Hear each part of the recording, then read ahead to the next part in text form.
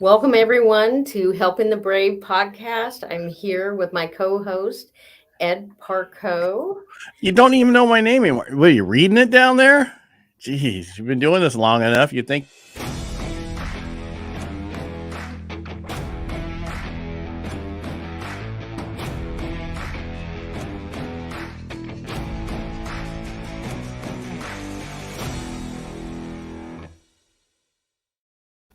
I guess that's one way to shut me up. I was going to say.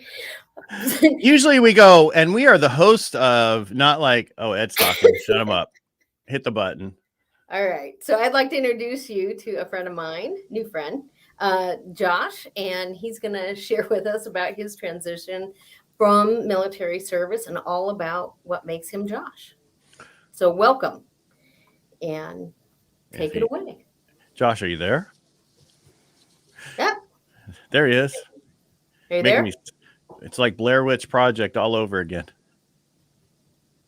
He can't hear us. Anyway, we'll keep talking until he comes in. Today is Pearl Harbor. It's December 7th, and one of those tragic American holidays. Yes. Can you hear us, Josh? Can you hear us yet? Hi, Josh. Are you there?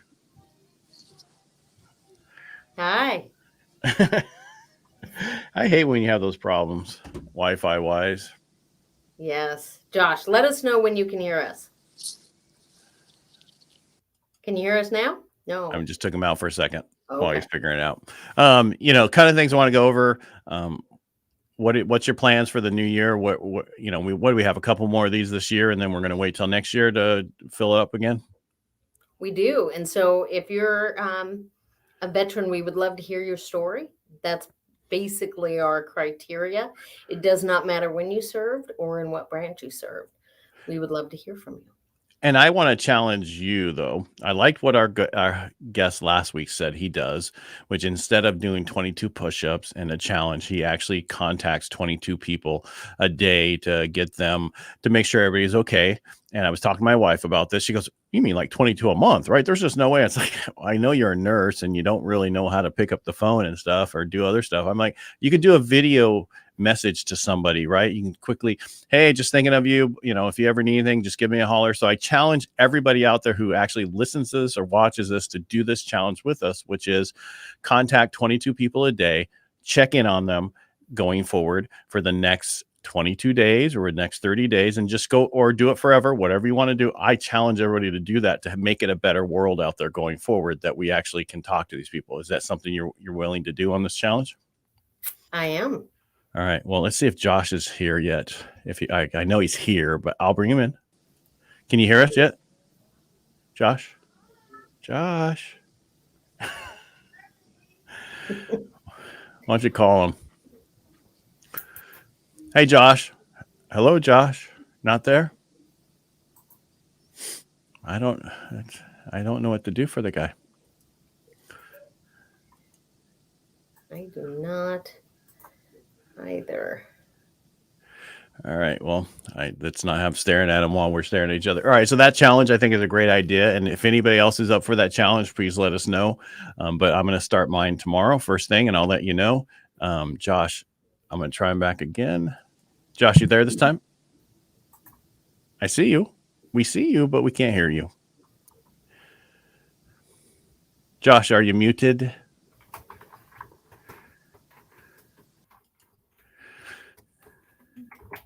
You're doing the private chat, but that would say he has a chat on. I'm trying to contact him. So Let's right there. Let's try it one more time. You there this time? No.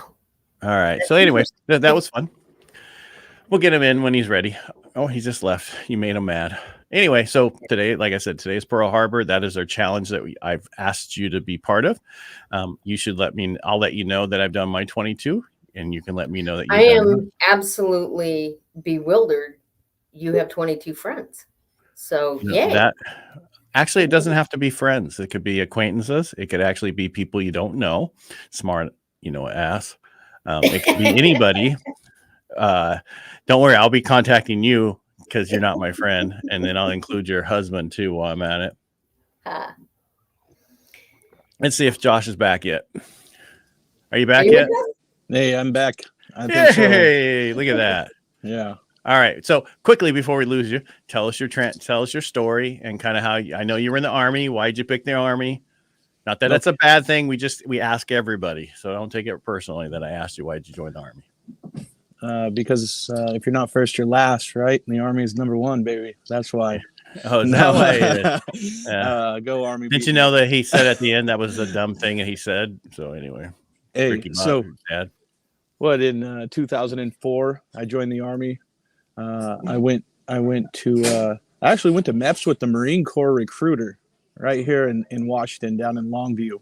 We went to Portland MEPS, and I wanted to be a military police officer so bad, and the Marine Corps said you have to be a grunt for 2 years before you could do a specialty. So I said, hey, Army recruiter, what do you got? And I ended up in the Army. Were you MP? Yep, I was an MP. So I spent New Year's Eve of 2005, so 04, 05, in Fort Leonard Wood at the replacement battalion. Where's that for most people who don't know what that is? Yeah, it's in Missouri. I know you assume everybody knows everything, right? But just like MP means military police, I understand that we have certain people that listen to this that know those acronyms, but let's not assume. Right. So military police officer, Fort Leonard Wood, Missouri. Oh, fun place. Yeah, right in the middle of the winter. It was a hit. It could be worse. Could be summertime. So about my military career, I was in the Army for 5 years. I went from Fort Leonard Wood. I was a 21-year-old brand new soldier that got sent to Korea. So I went to Korea. I was there for a year with 5 of my friends from basic training. So we were all 21. We all joined the Army later, right? We tried life first, and then we ended up in the Army. So we had a substantial amount of fun, and then I ended up. Yep. What did you? All right. So you're in Korea. You're 21, right? Or 22, whatever age is. Right. You're there. You're MP. What are you protecting? Or are you protecting anything? Or are you what's the whole? Yeah. So I know Korea from back in the watching MASH and those other shows after that, right? Yeah. But you know what I mean. When I got there, I thought that's what it was, right? Like I got stuck at an ammo holding point for like the first month I was in country, and I was sitting in a Humvee in the middle of tsunami season, guarding ammo. Then they're like, "Hey, new guy, now come and join us." So then we just worked the normal law enforcement mission as a police officer would do here stateside. So we'd work traffic control, pulling people over, going to different fights, different clubs on post and stuff. A lot of force protection. So we'd sit at the gate and check IDs. But then we also were there to drink soju and OB, right? We drank our Korean beer. And so I think it's the longest stretch. I worked 72 12-hour shifts in a row when I was in Korea at a little place called Camp Long. So, and that was, there's helicopters, like a helicopter landing zone, right? And so we would just sit there and check IDs. That's about all we did. Wow. Exciting life there. But the party, the eating the street food and exploring Gangnam before it was Gangnam style, going out to the little Korean barbecue places. It was cool because we worked hand in hand with the Korean soldiers, the Katusas. It's a Korean augmentation to the United States Army, and they all spoke English. In order to be a Katusa, you had to speak English and they come from a rich family or a family that's well off. So it was cool. One of our Katusas actually went to Boston College for 3 years before he came back to keep his citizenship in Korea. So it was like talking to you and I right now. But he was a Katusa. I was going to ask if you knew Korean. Yeah, no, I know enough to get in trouble, and it's I know enough to embarrass my wife when we go out to a little Minute Mart or a store or something. I'll say something, and how I'm Korean? Oh, I can just tell. Whatever. All All right. But, So normally Amy, I can't get a word in with her, but she's so quiet today. She must know you already. So you were in for 5 years? Is that what you said? yep. All So right. So the did you- crash course, I came back to Fort Lewis, Washington. Worked law enforcement here. The same thing a normal police officer would do in Tacoma or wherever you're at, right? Did that, and then that was during the 06. We were doing it for a year, and then in 07, I deployed to Iraq for 15 months. So I was places like Fallujah, Ramadi. You might have heard of places like Haditha, those places. Lived out there in the middle of Iraq for 15 months with one squad of my friends, 14 of us in a house. Yeah, it was awesome. So fun that I decided that 5 years in the Army was enough. So I came home and got out. Now, when you came home to get out, did you transition out, or you just said, I'm out and I'll figure it out once I get out? No, I had roughly a year to transition, and now it's they call it Soldier for Life, this TAP program that you go through. Back in 2009, it was called ACAP, and it's the same thing, right? Transition classes. What are you going to do when you grow up, type of thing. And then I just got out, and I ETS. Do you feel you utilized any of it, or just you feel it was not a great program? So we'll get into it, but you know what I do now. Right. Well, that's what she's trying to get there. And so to walk us through the process. When I was that soldier and I had just got home from a 15-month deployment and I just wanted out of the Army, we continued the lot of drinking and a lot of not paying attention to what people are telling us, right? So there was a lot of days where we would go sign in and go sleep in our cars afterwards when we're in class, so I take it you really didn't use the process. No, I think I abused it because I thought 11 years later, looking back at it, I know what I'm going to do. I don't need help. I'm 25 years old and I just spent a year and a half in another country. So you're not going to tell me what I need to know, So how do you break through that? Yeah, it's because you are now taking care of those people like yourself. Yeah. Right? Yeah. You work for you do transitioning. Yeah. Hey, Amy, you can talk anytime you want. All right, I'll just shut up and you can ask questions. Right. Well, I learned a little bit more about the Army. Right. So when I was I got out and I was going to college. I was going to Highline College right here in Des Moines, Washington, and my cousin called me and asked me if my clearance was still active. Right, security clearance. And then I took a contract with a company called Northrop Grumman. Never heard of them. Little company. I went and did a contract operating radars in Afghanistan, and I learned the rest of the military that I didn't know as a military police officer. I knew my little bit, right? And in Afghanistan, I learned the overarching mission of the Army and how everything kind of works together. So now I take what I know from my experience in the Army and then as a civilian on a battlefield. And hey, I didn't pay attention. Maybe you should pay attention. And that's what I do here at the Soldier Recovery Unit at Madigan Army Medical Center here at Joint Base Lewis McChord. Do you feel you're received well with your information being personally yours? Yeah, I think it's hit and miss, right? It's I'm not going to go out and tell all 200 and whatever soldiers that come through the door throughout the month, hey, this is my personal story. I used to drink a lot and I was dumb and didn't listen, right? But no, there's all these organizations and all these people that care about you and want to show some love, right? You have to listen. Like, I know you don't want to listen right now, but in 5-10 years when you wish you would have, hopefully I'm still here. Like that's the what I like to tell all these soldiers that I work with every day. And see, I think telling your story, how you didn't listen and how you drank and that, and please don't take this wrong, but would relate to them because they could relate to you because that you are them and you were them. Where you're, but not that you have to. I'm just saying because you're helping a vet who thinks they know everything. 25 years old, everybody thinks they know everything. 21, they think they know everything, and then eventually, by the time you hit 30, you realize I don't know anything. But how do I help somebody coming back at 25 who's that way because they were over in the sand and what they saw, and there's certain things that messed them up? How can I reconnect with them to get them to understand what I'm trying to help them with?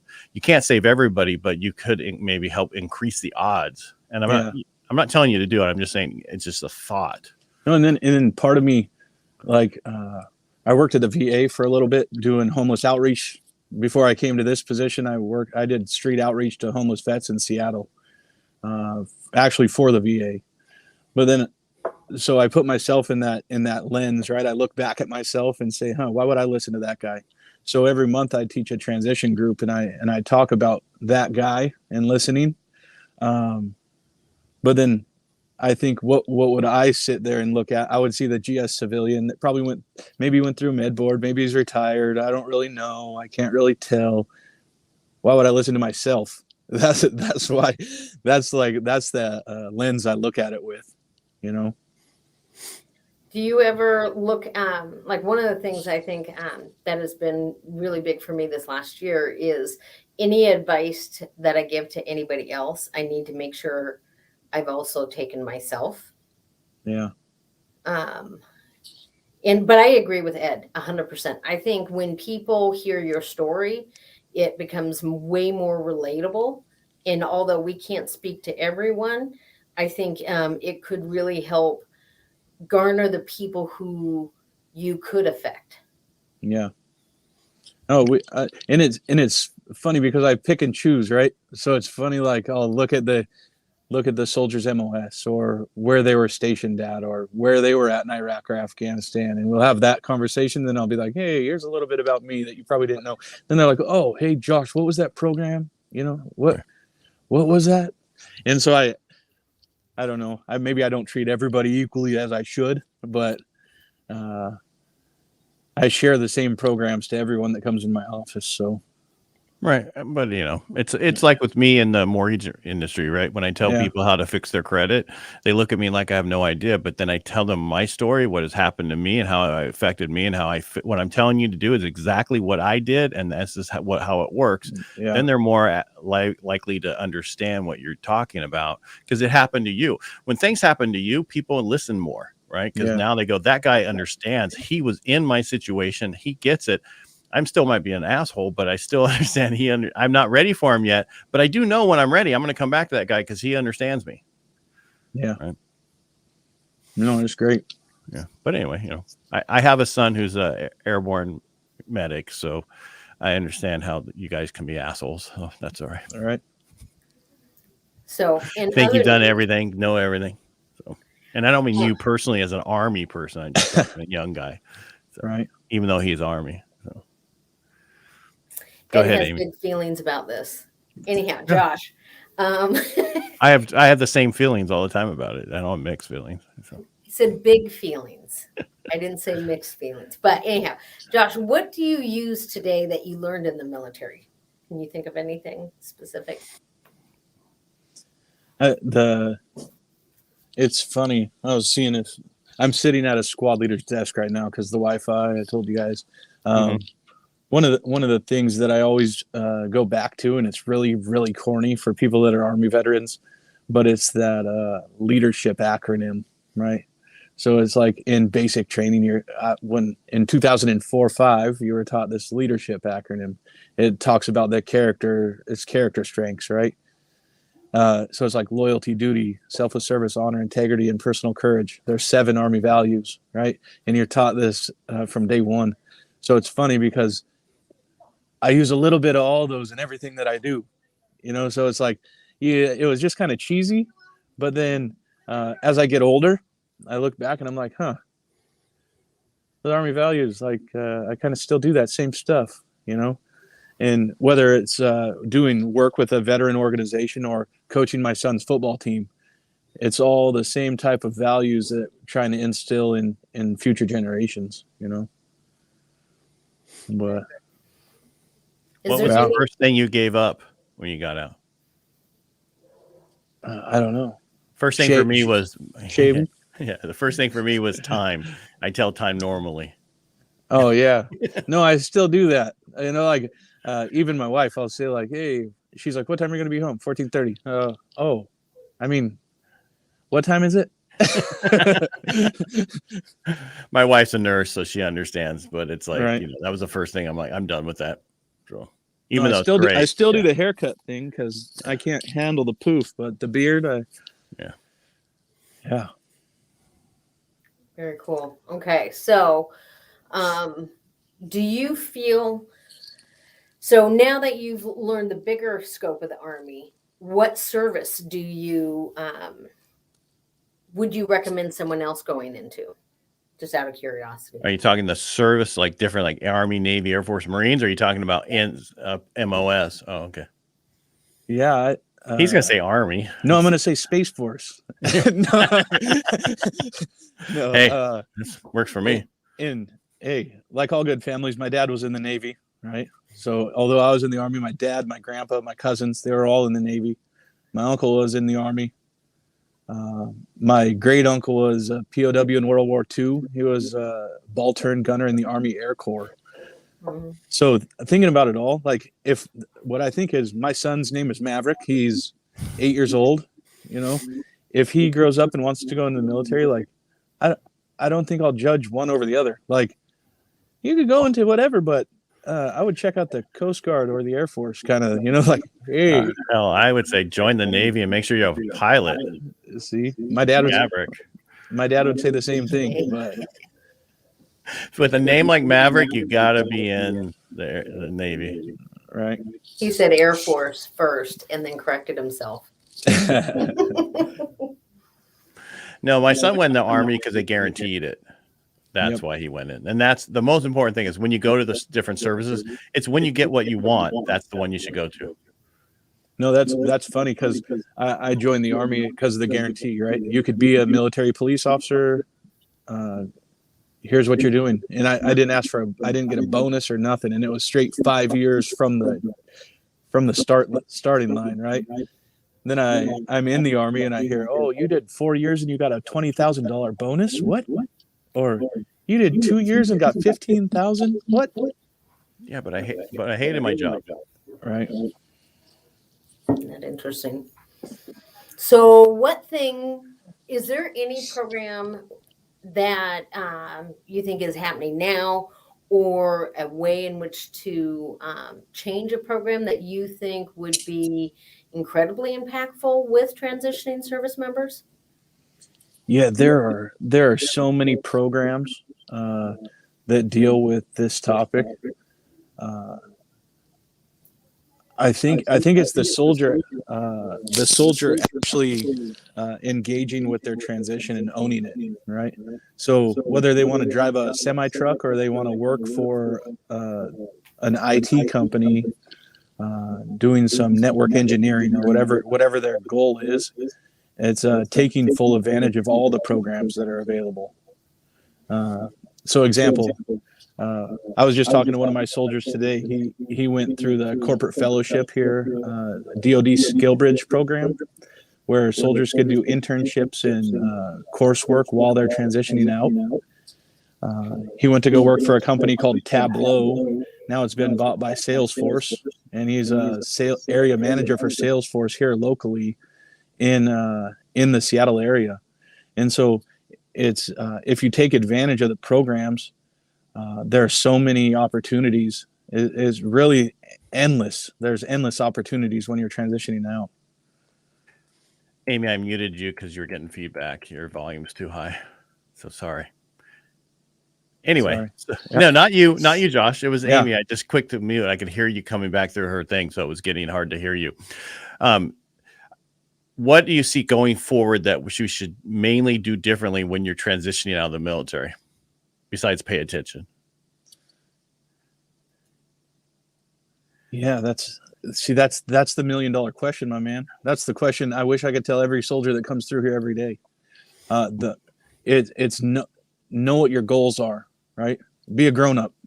It's time to be a grown up. Whether you're in the Army for 5 years or 30 years, you got your whole life to live, right? You got to live that life, and you better do something fun that you enjoy during that time. Yeah, I have no idea how to answer that, to tell you the truth. Well, you just did.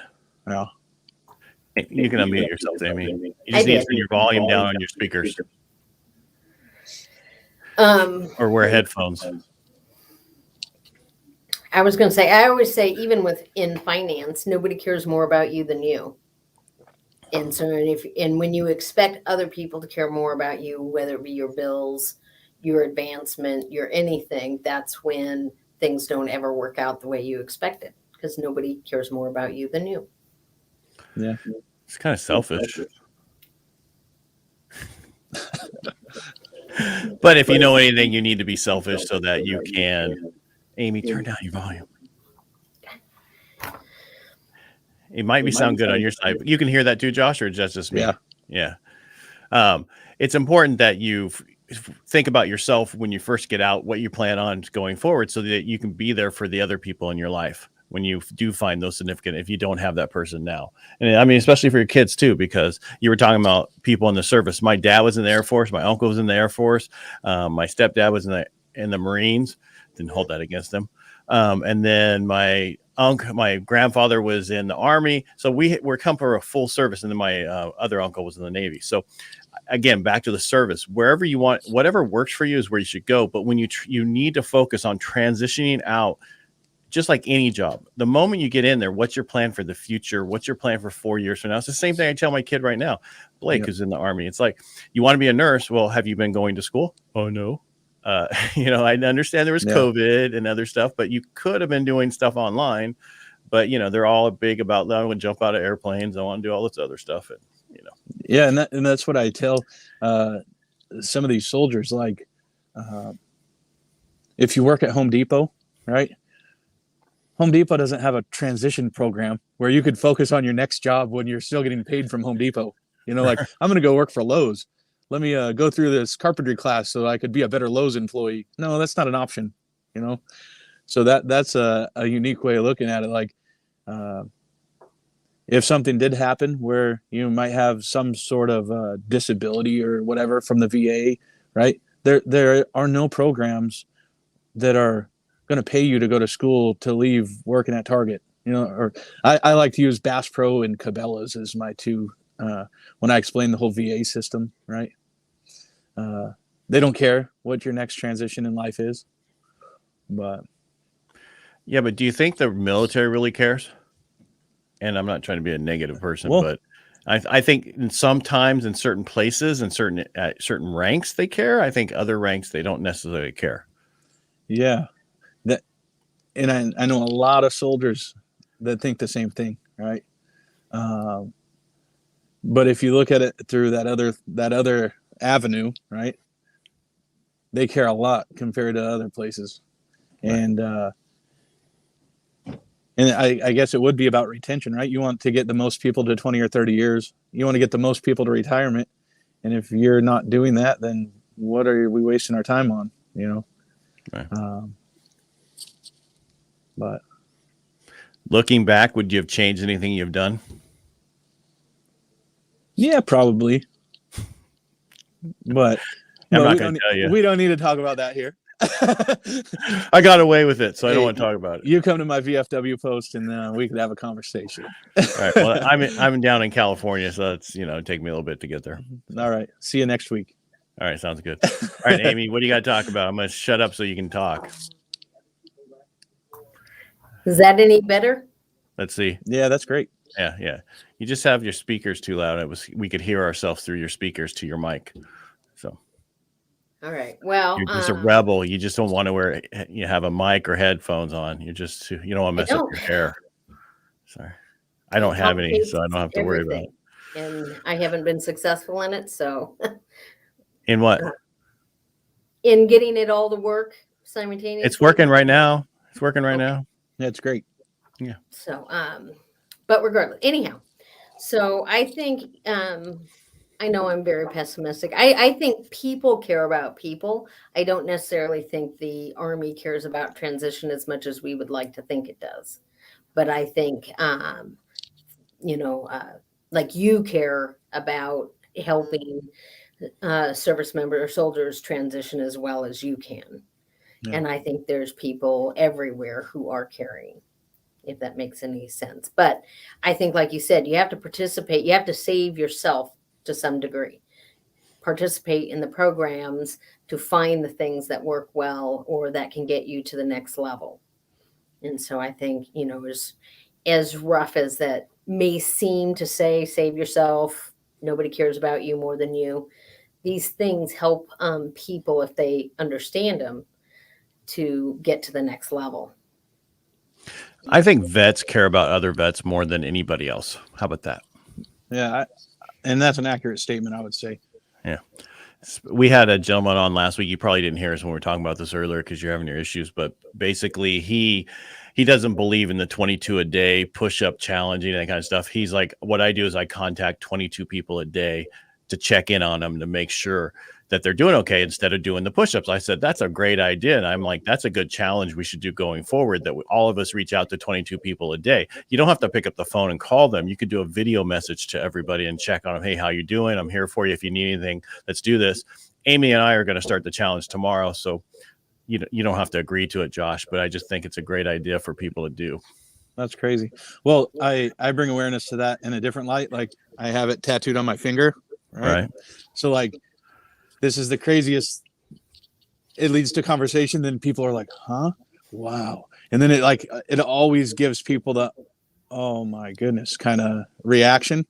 But I'm like, hey, that's why it's there. Right. I want to bring awareness to it. I lost way too many of my buddies to suicide. So, it brings awareness. To each their own, right? Right. As long as you're reaching out and you're talking to people. And that's what it's about, is being there for, people who need it. We're here, especially this time of year. More suicides happen during the Christmas than any other time.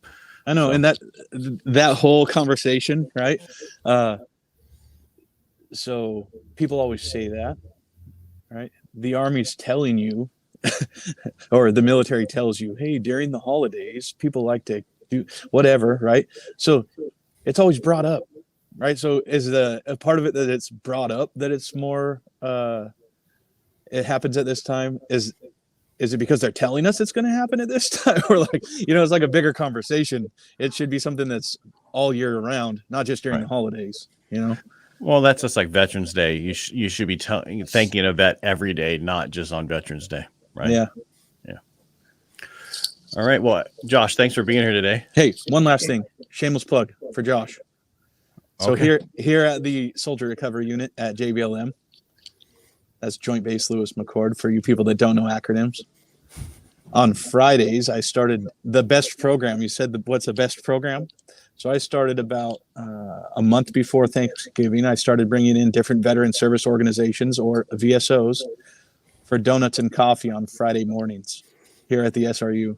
So I've had about 13 different veteran service organizations from the Tacoma area come, and I bring donuts and coffee.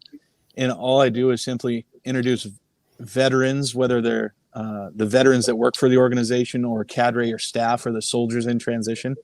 We just sit around for an hour, eat donuts, drink coffee, bullshit, right? Talk about programs, any questions, whatever it is. So that's the best practice that the Army's doing. It's coffee and donuts with Josh on Friday mornings. Hey, we'll let them know about our program, because we'd always like to have people on to explain what they do for vets. Yeah, awesome. I got you guys. Amy, so if you're watching us and like what we are about, definitely follow. And thank you, everyone out there in, internet land for joining us today. Awesome. Yeah, thanks for being here, Josh. Thanks, Amy, for being here. Yes, sir. And Josh, don't leave. And you're going to click the button, Amy? I will click the button. Too late.